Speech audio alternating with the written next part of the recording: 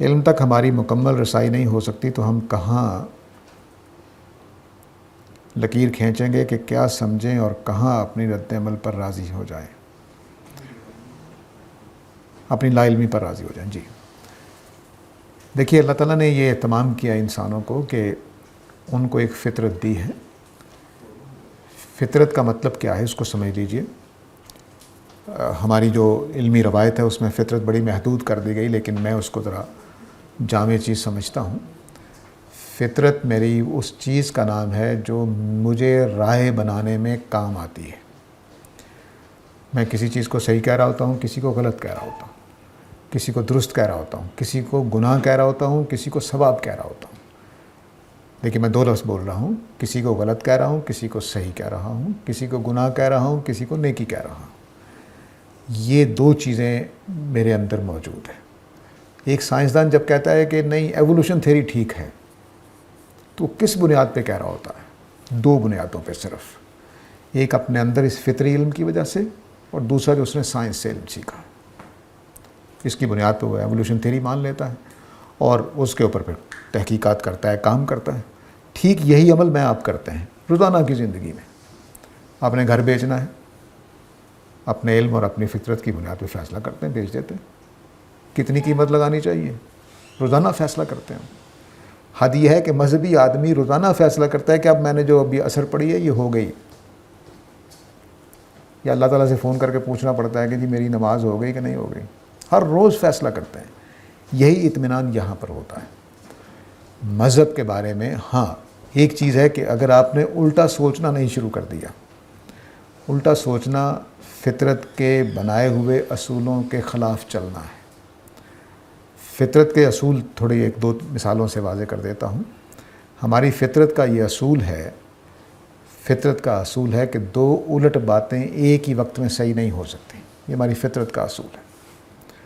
ابھی میں آپ سے کہوں کہ بھئی میرے 2 بچے ہیں، اور بھی تھوڑی دیر بعد کہوں میرا 1 بچہ ہے، یہ کیسے ہو سکتا؟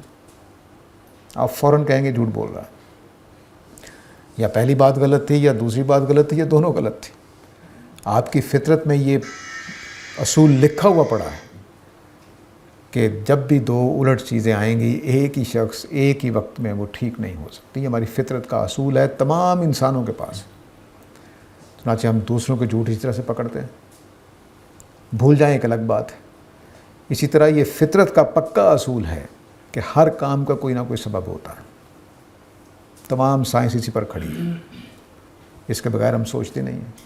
چنانچہ اگر میں آپ سے کہوں کہ بھئی یہ گلاس یہاں پڑا ہوا تھا، اٹھ کر وہاں چلا گیا ہے، تو میں کہوں خود ہی چلا گیا ہوگا، آپ نہیں مانیں گے، ہنس پڑیں گے، میرا مذاق اڑا دیں گے۔ یہ فطرت کے اصول ہے۔ اسی طرح فطرت کا یہ اصول ہے کہ کسی کی چیز میں نہیں کھا سکتا، چوری نہیں کر سکتا۔ یہ فطرت کا اصول میرے اندر موجود ہے۔ تو یہ جو فطرت کے اصول ہیں یہ میری رائے بنانے میں میری مدد کرتے ہیں۔ تو آپ جہاں جہاں بھی ہوں، جس علمی میدان میں ہوں، مذہب میں ہوں، یہاں اگر آپ کا ضمیر مطمئن ہو گیا، اگر آپ کا علم مطمئن ہو گیا، آپ کی فطرت مطمئن ہوگی، تو آپ صحیح بات پہ پہنچ جائیں گے۔ اور فرض کر لیجئے کہ آپ صحیح بات پر نہیں پہنچے، اللہ تعالیٰ اس کی بھی قدر کریں گے۔ چنانچہ نبی کریم صلی اللہ علیہ وسلم فرمایا کرتے تھے کہ اگر آدمی دیانتداری سے اجتہاد کر کے کسی اوپینین کو پہنچتا ہے اور وہ غلط ہوتی ہے، اس کو بھی ایک نیکی ملے گی۔ تو اس لیے یہ بات سامنے رکھیے کہ میرے اور آپ کے پاس ایک علم اللہ نے دے کر بھیجا ہے پیدائشی طور پر، ایک ہم دنیا میں آ کر سیکھتے ہیں۔ ان دونوں کی روشنی میں فیصلے کرتے ہیں، کیونکہ یہ علم ہمارا جو دنیا میں ہم نے سیکھا ہے یہ ناقص ہے۔ وہ جو فطرت میں علم ہے وہ ناقص نہیں ہے، وہ غلط نہیں ہے۔ یہ ہمیشہ اصول ہے کہ ہر چیز کا کوئی سبب ہوتا ہے۔ یہ ہمیشہ اصول ہے کہ 2 الٹ چیزیں ایک وقت میں صحیح نہیں ہو سکتی۔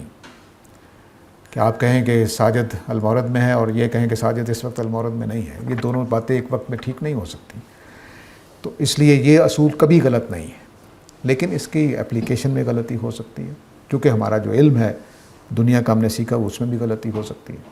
چنانچہ ہمارے ایک دوست ہیں، بڑا اچھا جملہ بولتے ہیں کہ ایتھیسٹ جتنا مذہب پہ اعتراض کرتے ہیں مذہب کی بنیاد پہ کرتے ہیں۔ مطلب کیا؟ وہ کہیں گے اچھا اسلام تو اچھا مذہب نہیں کیونکہ اس میں تو عورتوں کے حقوق ادا نہیں ہوتے ہیں۔ تو مذہب کی بنیاد پر مذہب پہ اعتراض ہو رہا ہے کہ مذہب چاہتا ہے کہ عدل ہونا چاہیے، لیکن اسلام میں مثلاً عورتوں پہ ظلم ہو رہا ہے۔ تو عجیب بات ہے، اتنے پکے اصول ہیں یہ فطرت کے اندر رکھے ہوئے کہ عدل کا اصول، کوئی انسان اس سے عاری نہیں ہے سوائے اس کے کہ پاگل ہو۔ تو یہ وہ جگہ ہیں جہاں پر پھر ہم فیصلہ کرتے ہیں۔ تو یہ علم کبھی بھی غلط نہیں ہوتا، جو ہماری فطرت میں لکھا ہوا علم ہے وہ کبھی غلط نہیں ہوتا، ہمیشہ یاد رکھیے۔ البتہ دنیا کا سیکھا ہوا علم غلط ہو سکتا ہے، اس لیے ہمیں غلطیاں لگتی ہیں، اس لیے ہماری آراء مختلف ہوتی ہیں۔ ایک ہی گھر کے بیچنے کا فیصلہ ہوگا، آپ کہیں گے کہ بیچ دو، میں کہوں گا نہ بیچو، میں اپنی کچھ وجوہات بتا رہا ہوں گا، آپ اپنی کچھ وجوہات بتا رہے ہوں گے۔ تو اس طرح سے یہ ہوتا ہے۔ تو فطرت ہماری جو ہے اس کو ہمیشہ سامنے رکھیں۔ فطرت کا ایک علم اٹل ہے، بے خطا ہے، کبھی غلطی نہیں اس میں، کبھی غلطی ثابت نہیں ہوئی۔ وہ ارسطو سے لے کر آج تک، افلاطون سے لے کر آج تک بڑا کچھ لکھا گیا ہے، اس علم میں غلطی نہیں ہوئی۔ لیکن ارسطو نے جو آراء قائم کی تھی جانوروں کے بارے میں، دنیا کے بارے میں، کہ 4 عناصر سے بنی ہوئی ہے، وہ اب 103 عناصر ہو چکے ہیں، ایلیمنٹس ہوتے ہیں فزکس میں، کیمسٹری وغیرہ میں، وہ بن گئے۔ اس نے 4 سمجھے تھے ان کے زمانے میں، پانی، مٹی، آگ، ہوا۔ وہ 4 ایلیمنٹس ہیں کہ پانی، مٹی، آگ، ہوا، کوئی بھی ایلیمنٹ نہیں رہا ان میں سے، وہ پتہ نہیں کیا بن گئے۔